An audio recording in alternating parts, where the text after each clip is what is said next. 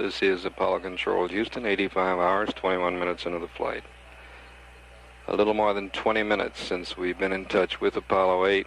We should reacquire in about 18 minutes. To recap a bit, the crew was given a few hours extra rest, particularly Jim Lovell, on the 7th rev. Bill Anders presumably is also getting some nap time prior to the trans-Earth burn a little later tonight.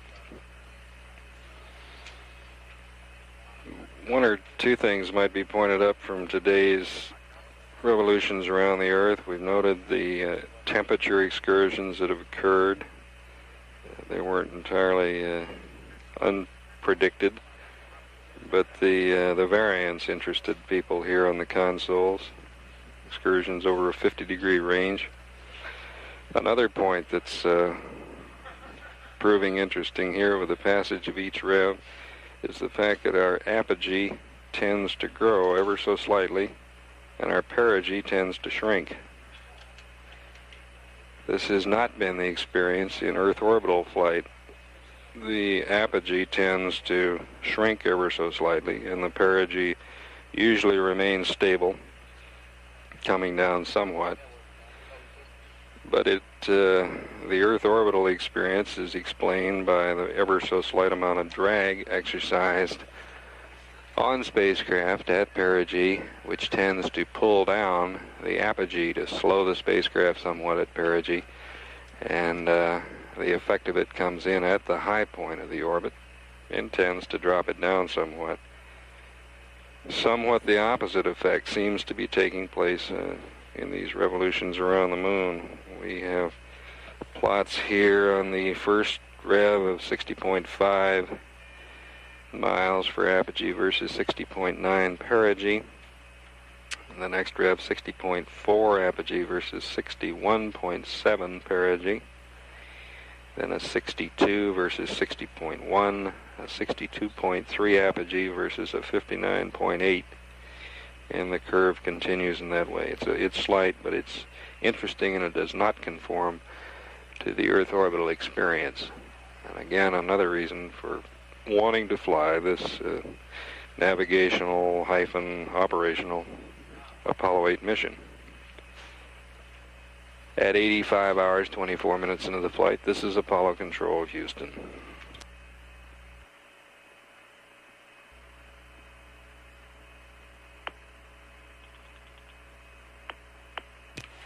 Apollo Control Houston here. 85 hours, 39 minutes, and we're very nearly at the acquisition point. Only 10 seconds away. And we should, if we're on plan, move right into a television transmission. The time of 85 hours, 40 minutes has been passed to the crew. And the prime site for this picture will be the Goldstone station from California. We're getting telemetry now via Honeysuckle Creek, the dish in Australia. And no word yet on Goldstone.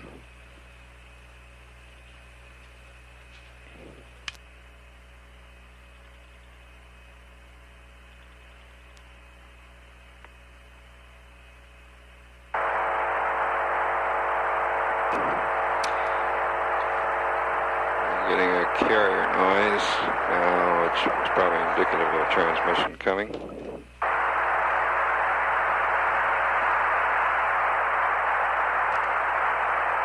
Still no calls, although we're a minute and a half. We're a minute and a half into the acquisition. The capsule communicator has been advised to pass to the crew when we acquire that all of its systems look good. 2 minutes now since we did acquire spacecraft, rather noisy data.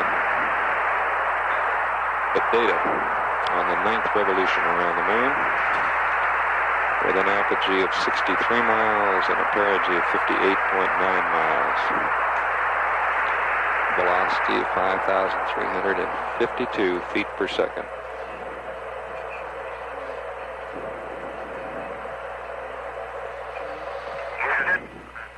Loud and clear. An initial look at your systems are good. We've got a picture, Apollo 8. A picture here. We've got a voice to go with it. Bill Anders.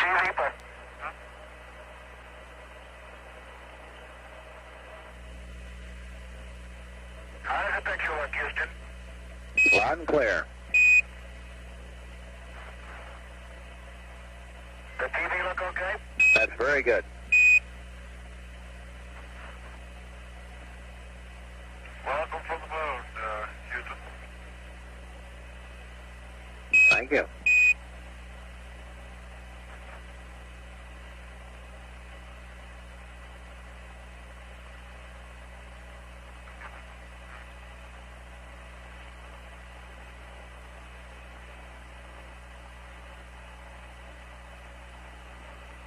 We're theorizing here at that bright spot in the top left center of your picture is the Earth. Houston, you're seeing It's not very clear.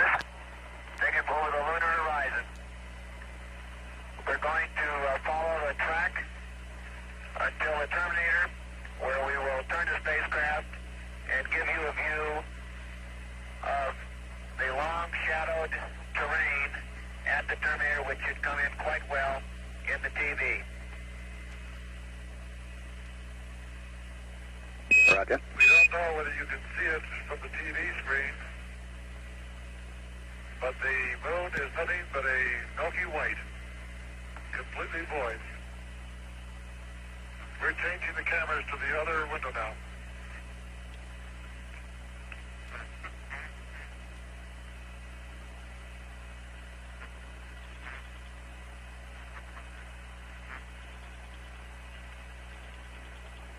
This is Apollo 8 coming to you live from the moon. We've had to switch the TV camera now. We showed you first a view of Earth as we've been watching it for the past 16 hours. Now we're switching so that we can show you the moon that we've been flying over at 60 miles altitude for the last 16 hours. Bill Anders, Jim Lovell, and myself have spent the day before Christmas up here doing experiments, taking pictures, and firing our spacecraft engines to maneuver around. What we'll do now is follow the trail that we've been following all day and take you on through to a lunar sunset. The moon is a different thing to each one of us. I think that each one carries his own impressions of what he's seen today. I know my own impression is that it's a vast, lonely, forbidding type existence or expanse of nothing. It looks rather like clouds and clouds of pumice stone. And it certainly would not appear to be a very inviting place to live or work. Jim, what have you thought most about? Well, Frank, my thoughts were very similar. The vast loneliness up here on the moon is awe-inspiring, and it makes you realize just what you have back there on Earth. The Earth from here is a grand oasis in the big vastness of space. Bill, what do you think? I think the thing that impressed me the most were the lunar sunrises and sunsets. These in particular bring out the stark nature of the terrain, and the long shadows really bring out the relief that is here and hard to see in this very bright surface that we're going over right now. You describe that. That's not color, Bill. Describe some of the physical features of what you're showing me.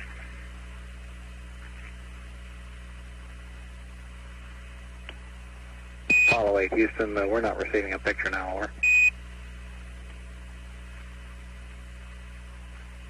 We are now coming on to Spice Sea, a small mare region covered with a dark level material. There is a fresh, bright impact crater edge towards us, and a mountain range on the other side. These mountains are the Pyrenees. Follow 8, we are not receiving modulation on the signal. We have sync. Are you reading us, Houston? Follow 8, we're reading you loud and clear, but no picture. We have no modulation. Roger, we understand. Take a look now. How about now, Apollo? Loud and clear.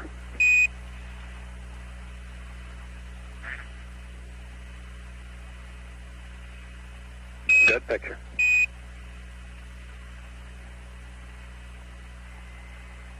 What you're seeing as we cross by sea are the craters Kastner and Gilbert. And what we've noticed especially that you cannot see from the Earth are the small, bright impact craters that dominate the lunar surface.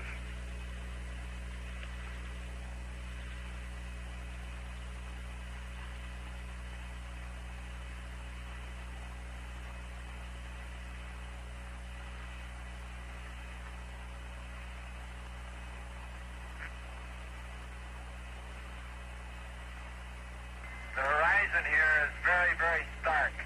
The sky is pitch black and the Earth, or the moon rather, excuse me, is quite light. And the contrast between the sky and the moon is a vivid dark line.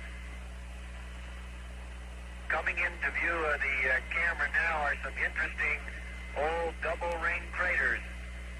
Some interesting features that are quite common in the Mare region and have been filled by some material, same consistency of the Mare and same color. Here are 3 or 4 of these interesting features. Further on the horizon, you see the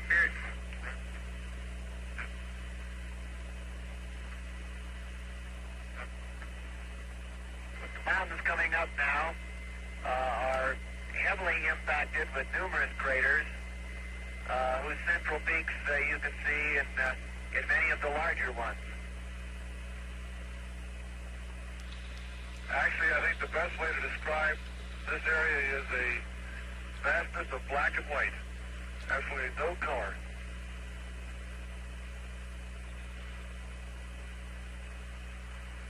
The sky up here is also a rather foreboding expanse of blackness with no stars visible when we're flying over the moon in daylight.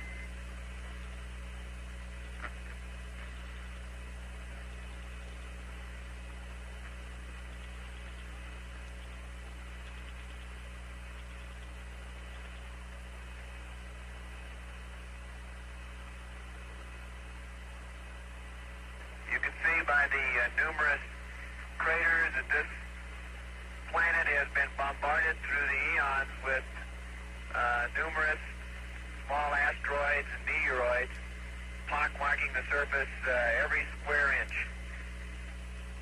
And one of the amazing features of the surface is the roundness of most of the craters. It seems that most of them have a round mound type appearance instead of sharp, jagged rocks. Only the very newest features have any sharp definition to them. And eventually they get eroded down by the constant bombardment of small meteorites.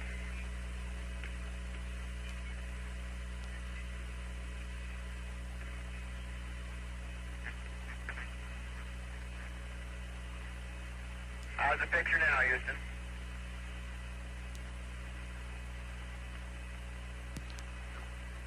Our picture is loud and clear, and the picture looks real fine. Thank you. Can you see the 2 large craters just to the right of our track, Houston?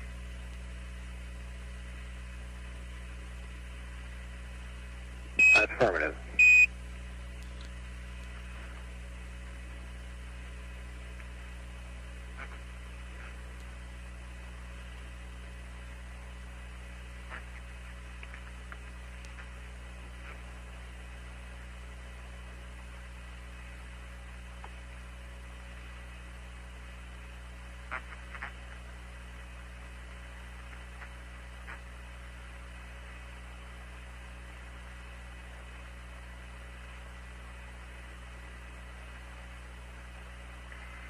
very bright features you see are the new impact craters, and the longer a crater has been on the surface of the moon, while the more mottled and subdued it becomes. Some of the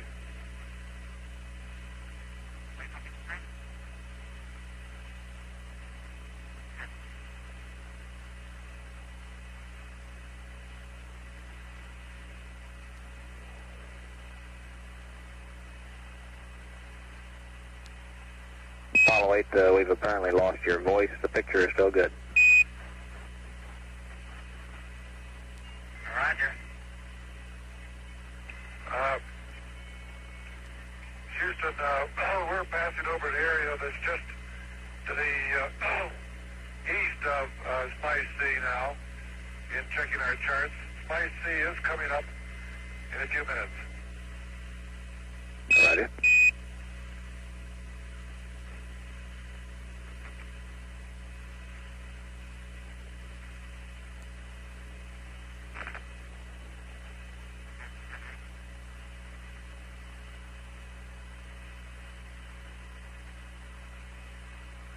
Apollo 8, if you go to Puna, accept while we'll uplink some information.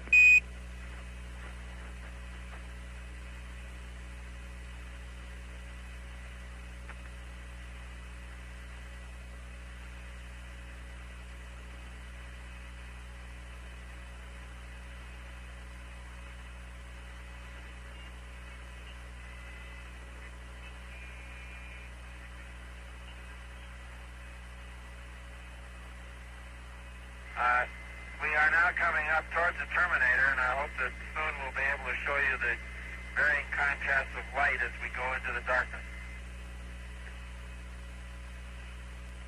Houston, we're in Pooh, and you have the computer. Thank you.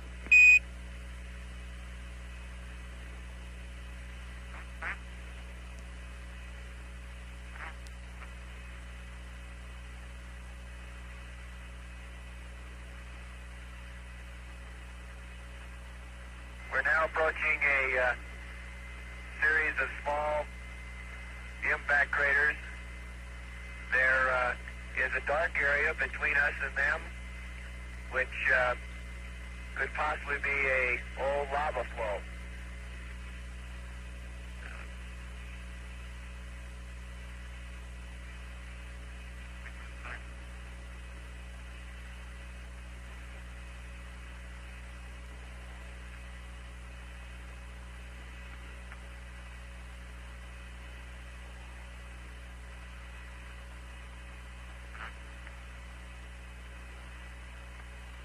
You can see the large mountains on the horizon now, ahead of the spacecraft to the north of our track.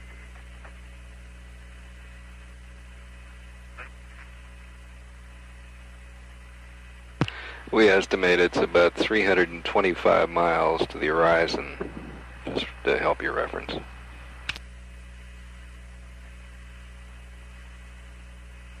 intensity of the sun's reflection in this area makes it difficult for us to distinguish the features we see on the surface, and I suppose even harder on the television. But as we approach the terminator and the shadows become longer, you'll see a marked change.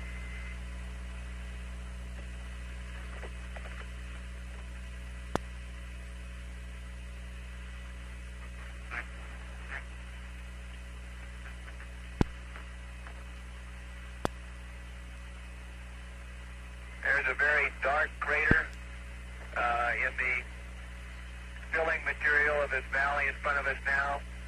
It's rather unusual in that it's sharply defined, yet it's dark all over its interior walls, whereas most new-looking craters are a very bright interior.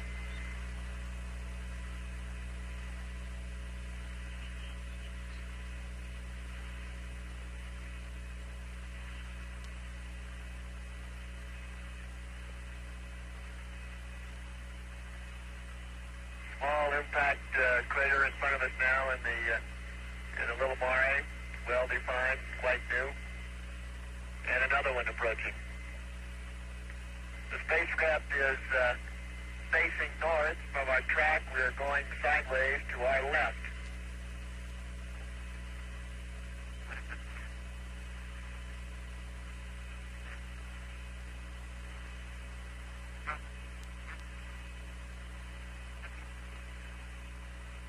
You're now seeing the Sea of Crises coming over the horizon.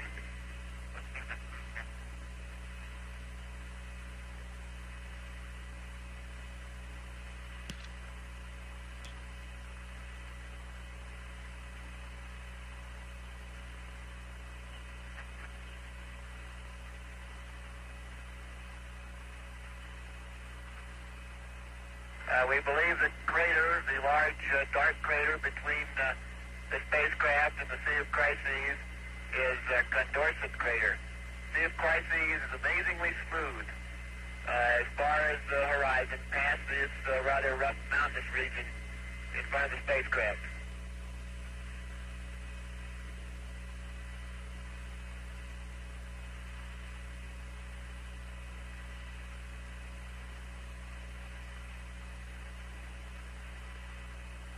Apollo 8, we're through with the computer. If you go back to block, and it looks like we're getting a lot of reflection off your window now.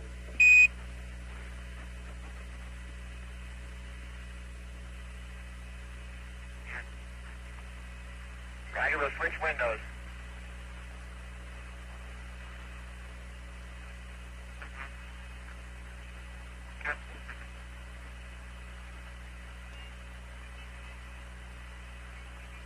How's that look now, Ken? That's real fine.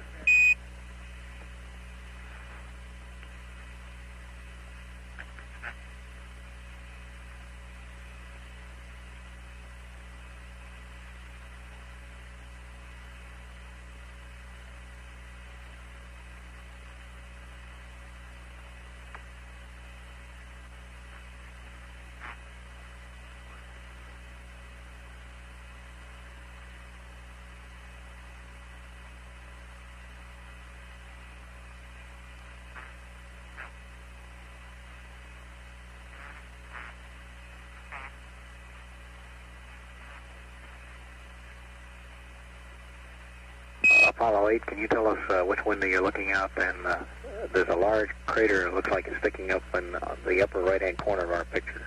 Do you identify that one?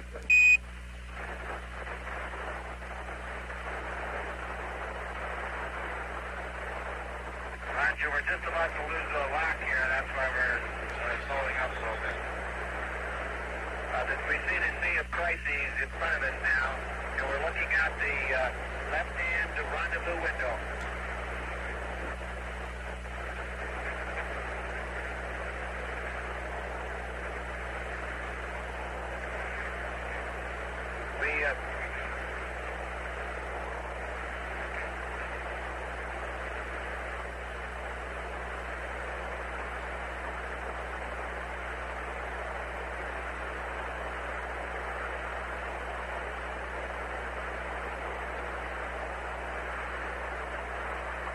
Houston, how are you reading it now? Loud and clear. The crater you see on the horizon is the Sea of Crises.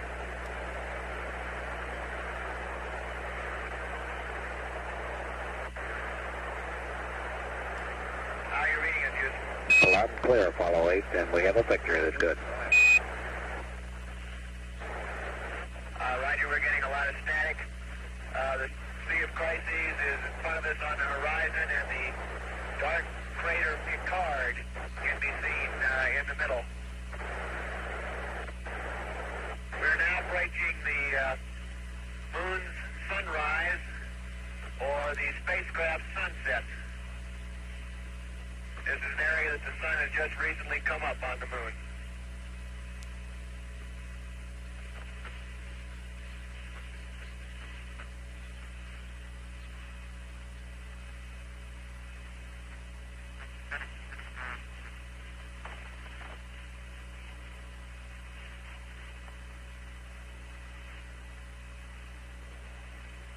See the Mare we're over now has a model look about it, but not very heavily cratered, so it must be relatively new.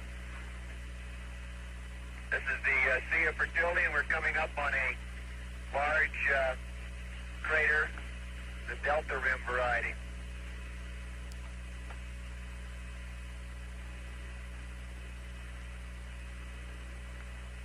Has a strange circular cracks pattern around the middle of it.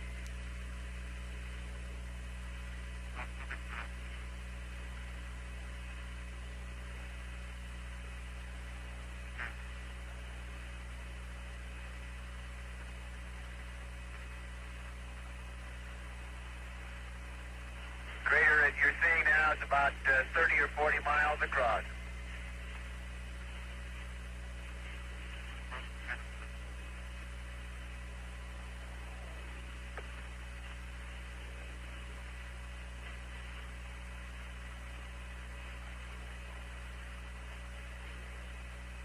How's your picture quality, Houston? This is phenomenal. There's an interesting rill directly in front of the spacecraft now. Running along the edge of a small mountain. Rather sinuous shape with right angle turns.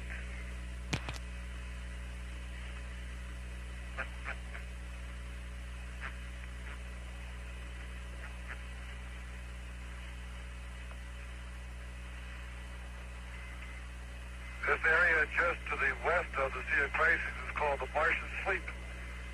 And to the west of that is the Sea of Tranquility. Can you see the fracture patterns going across the Mare in front of us now, Houston? That doesn't quite stand out. Right, there's a series of cracks or faults across the middle of the Mare. They drop down in about 3 steps to the south.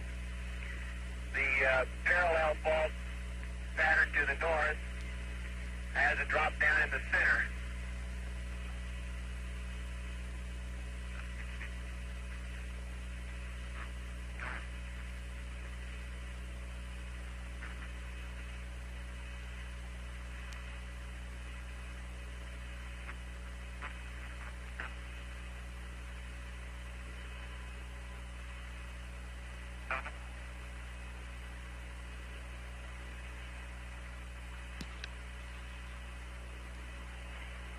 I hope that all of you back on Earth can see what we mean when we say it's a rather foreboding horizon, a rather dark and unappetizing looking place. We're now going over approaching one of our future landing sites, selected in this smooth region to call the Sea of Tranquility. Smooth in order to make it easy for the initial landing attempts in order to preclude having to dodge mountains. Now you can see the long shadows of the lunar sunrise.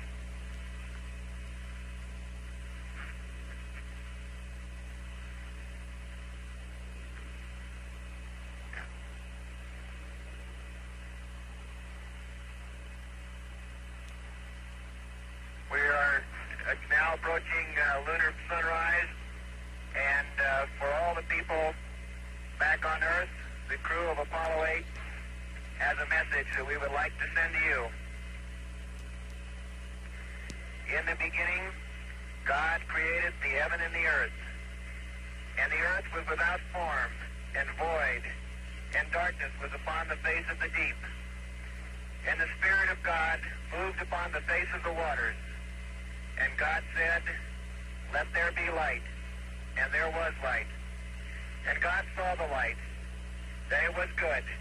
And God divided the light from the darkness.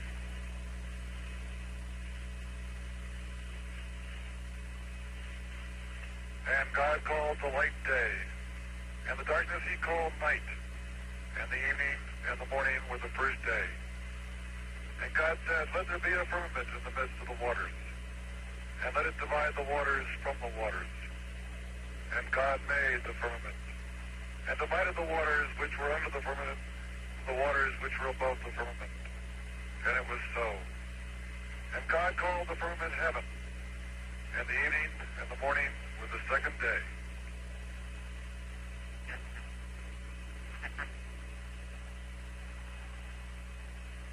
And God said, let the waters under the heaven be gathered together into one place, and let the dry land appear. And it was so.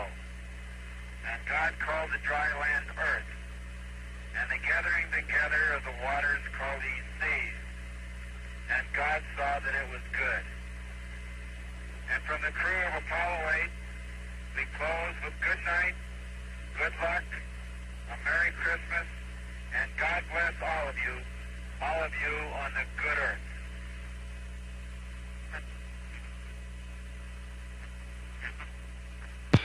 This is Apollo Control Houston. The speakers in the order that they read from what we believe to be chapters from Genesis were Bill Anders and Jim Lovell, and close out with Frank Borman. I think that's both a biblical and a geological lesson that none of us will forget. At 86 hours and 9 minutes into the flight, this is Apollo Control Houston.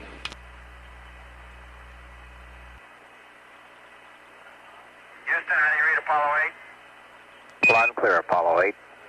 And thank you for a very good show. We have a maneuver pad for you when you're ready to copy.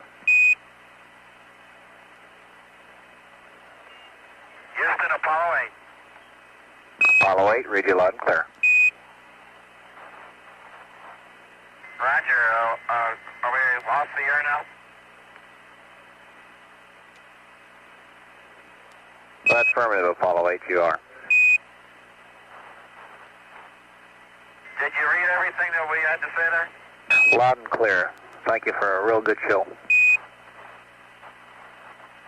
Okay. Now, Ken, we'd like to get all squared away for TEI here. Can you give us some good words like you promised? Yes, sir. I have a maneuver pad. I think we'd like to start by dumping the tape. If we could have that, I have your TEI-10 maneuver pad, and then we'll run through a systems brief.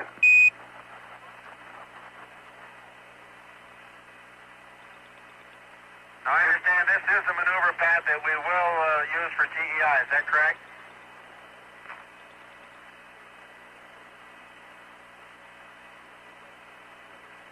And you got the tape, Houston. Thank you. Ready to copy, Ken. Roger. TEI-10. SDS GNN 45597 minus 040 plus 157 089er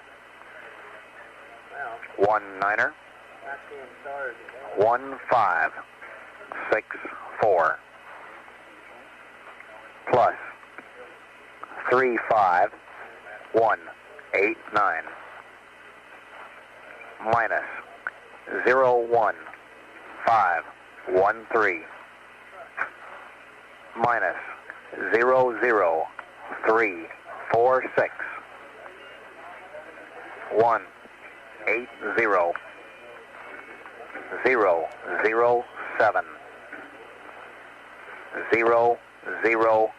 000 November Alpha plus 00186 35223 318 350 19er 42 0928 253 Boresight Star Scorpi Delta.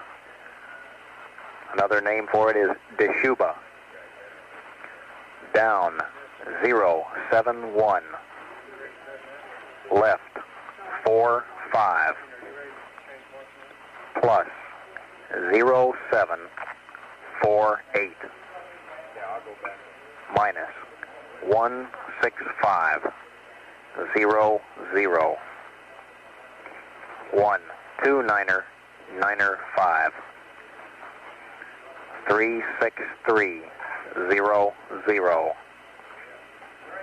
146, 50, 05. Primary star, Sirius. Secondary, Rigel. 129er, 155, 0, 10. 4 quads, 15-second ullage. Horizon on the 2.9 window line at T-3.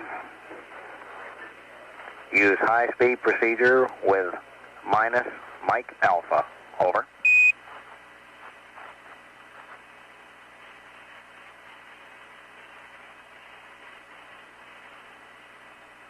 Okay, TEI pad as follows.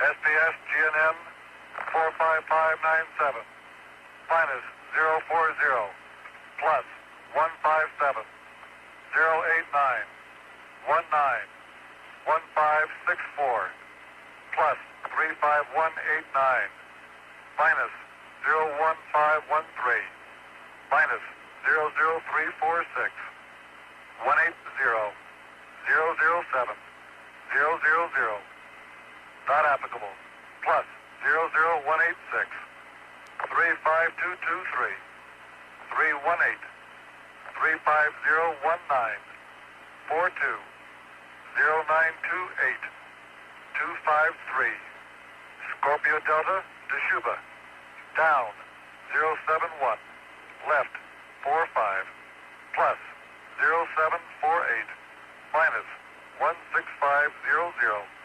12995 36300 1465005 Sirius Rigel 129 155 010 4 quads 15 seconds 2.9 degree window line at T-3 high speed procedure minus MA. That's correct, Apollo 8.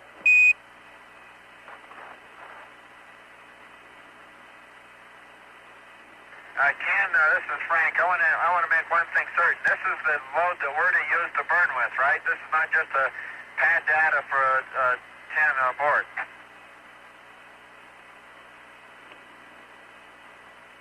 Okay, Apollo 8, we will update this pad prior to the burn.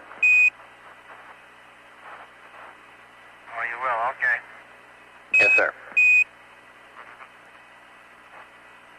Say again?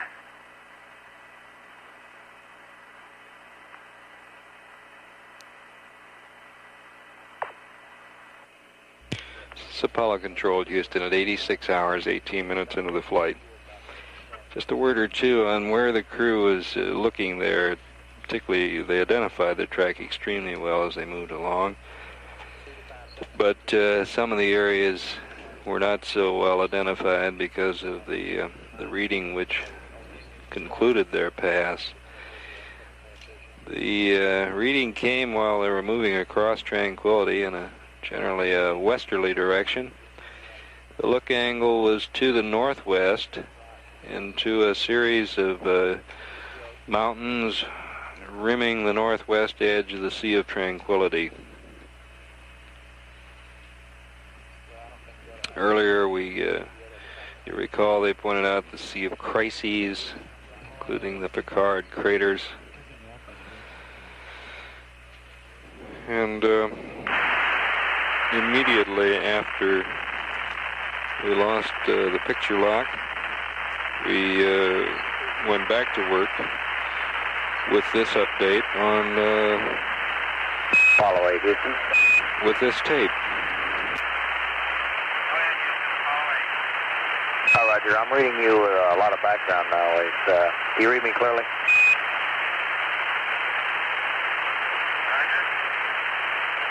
Okay, I'm going to give you a quick summary of the system. Basically, all systems are good.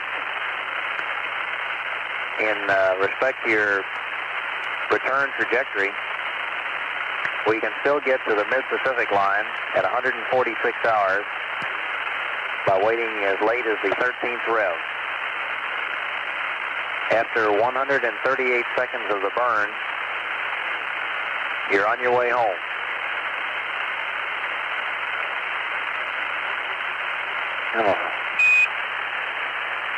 The weather in the recovery area looks good. Apollo 8, did you call?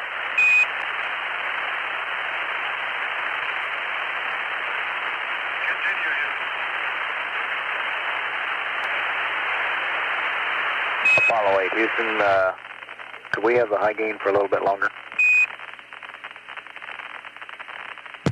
We broke scan on it, Ken. All right, you're coming in loud and clear now. Did you copy my trajectory information? We're on Omni B, though. All right, that's fine. Say again, please. Go ahead. We 130. Will you say it again, please? Wilco?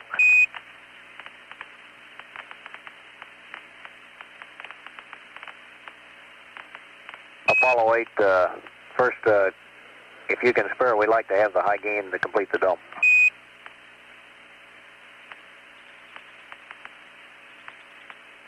Stand by, we'll try to give them for you. Roger. In a couple of minutes, Houston. All right, thank you.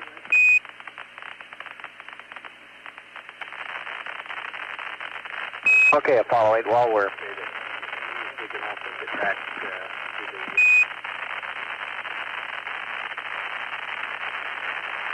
Apollo 8, while we're waiting for the high gain, I'll continue the trajectory summary.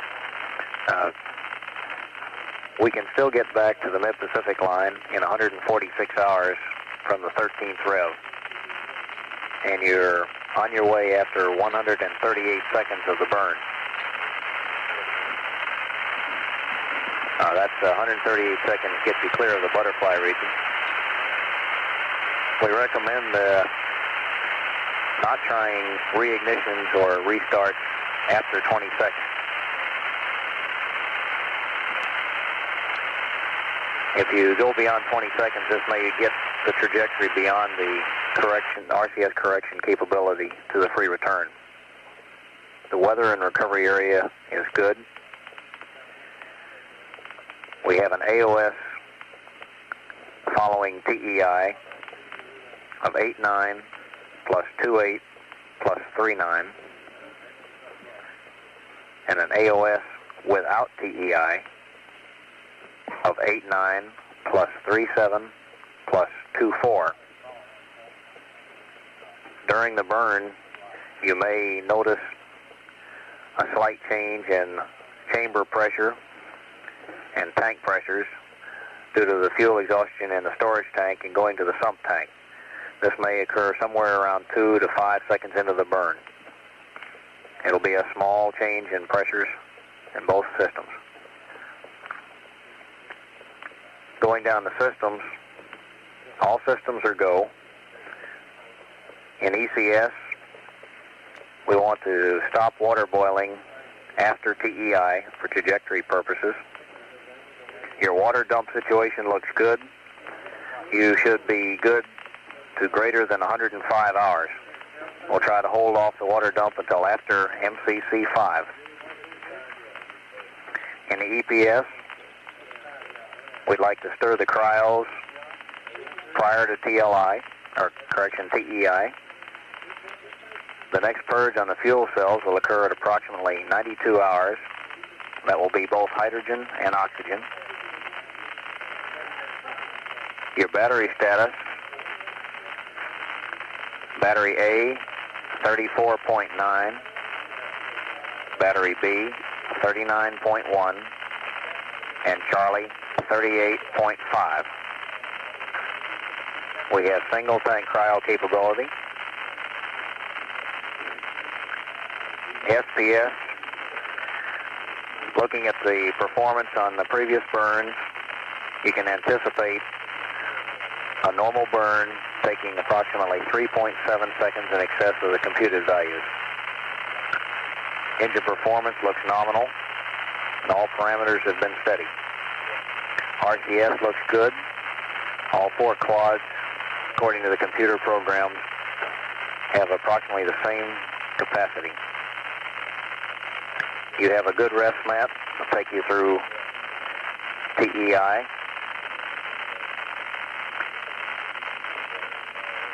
We'll have a post-TEI PTC attitude for you in a few minutes. And that just about wraps up what we have on systems. Over.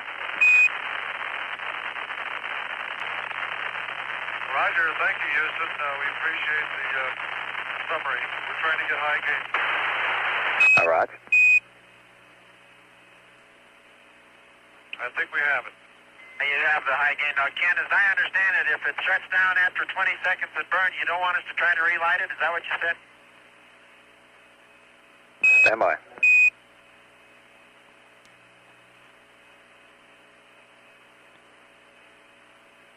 Apollo 8, the intent was do not delay ignition beyond 20 seconds. Over.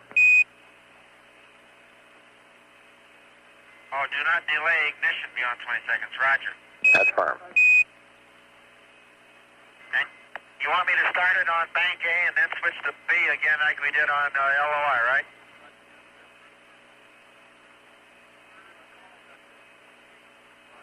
That's affirmative. Okay. Did you put in this pad for us? Should P30 and 40 be in our computer now?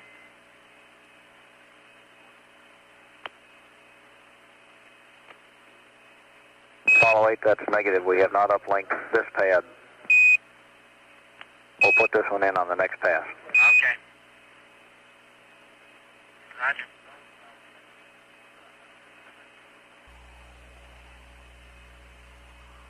This is Apollo Control at 86 hours 33 minutes. Part of the information passed up to the crew during that last series of conversations was the information they will use for their trans-Earth injection maneuver. This is preliminary information, and we do anticipate that it will be updated probably on the next revolution. These figures, as they were read up to the crew, are as follows. The time of ignition is 89 hours, 19 minutes, and 16 seconds. The burn duration will be 3 minutes, 17.8 seconds. And that will give us a nominal change in velocity of 3,522.3 feet per second. And the maneuver will occur Houston, at you have a go for this 174 degrees east longitude and 9 degrees 17 minutes south latitude over the moon. This would give us a nominal return time to Earth of 146 hours 49 seconds. And we do anticipate to update this burn information prior to the maneuver. At 86 hours 34 minutes into the flight, this is Apollo Control.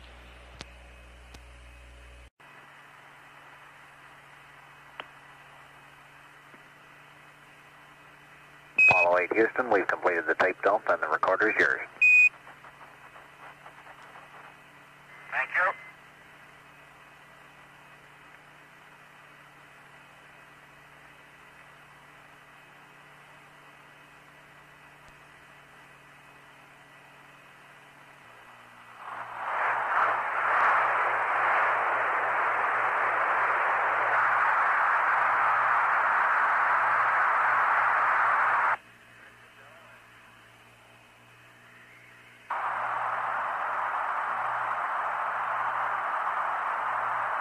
Houston, how do you read Apollo 8 on Omni-C?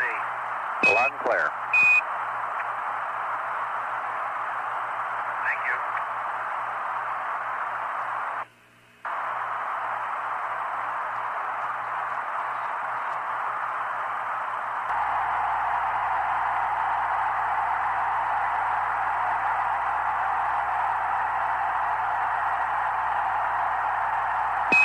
Apollo 8 Houston, we're 5 minutes to LOS. We'll have AOS honeysuckle at 873842. This is Apollo Control at 86 hours 48 minutes into the flight. At the present time, we have just about 5 minutes before loss of signal. And we've had about a minute and a half of conversation with the crew since our last report. We'll play that back for you and then stand by for any parting conversations from the crew before they go over the lunar horizon on this revolution. This is Apollo Control. I'd like to clarify one aspect of the figures we gave you concerning that trans-Earth injection maneuver. The return time that was listed, ground elapsed time of 146 hours, 49 minutes, 37 seconds, was the time at which the spacecraft would nominally reach 400,000 feet altitude. The splash time would be about 14 minutes, 10 seconds beyond that. And these numbers, of course, will be updated both prior to the trans-Earth injection maneuver and also en route back to Earth. So we would expect some change in those, some update. We're now less than 2 minutes from loss of signal. We'll pick up the spacecraft again at a ground elapsed time of 87 hours, 38 minutes, 42 seconds. At 86 hours, 50 minutes, this is Apollo Control. Apollo 8, everything looks good going over the hill. Roger, Ken, thanks a lot. We'll see you around the next pass. We'll just have our TEI update for us ready early, okay? Oh, roger.